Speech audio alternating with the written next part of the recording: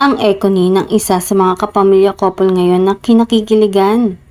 Hindi nga lang daw pang kamera ang kanilang pagpapakilig dahil kahit off-cam ay talagang kikiligin kahit sino.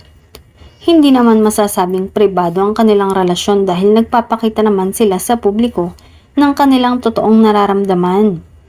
Marahil ay talagang may pinaghahandaan muna sila bago ang kanilang pag-amin sa kanilang estado.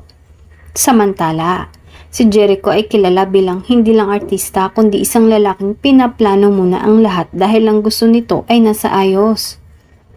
Simula sa kanyang trabaho o career, sa kanyang mga hilig, maging sa kanyang personal na buhay. Sa kanyang pagbabalik showbiz ay sinigurado niyang alam na niya kung ano ang gusto niya at kung anong dapat niyang gawin. Kaya nang makilala niya ang aktres na si Janine ay malamang pinakiramdaman muna niya ang mga bagay-bagay bago magdesisyon na manliligaw siya. Nakakatuwa lang dahil parang lahat ng nangyayari ay umaayon naman sa kanya. Maaalalang naibahagi ni Echo sa isang panayam na ang pagkakakilala nila ni Janine maging ang panliligaw niya sa aktres at ngayon nga ay ang kanilang relasyon ang isa sa pinakamagandang nangyari sa kanya sa taong 2024.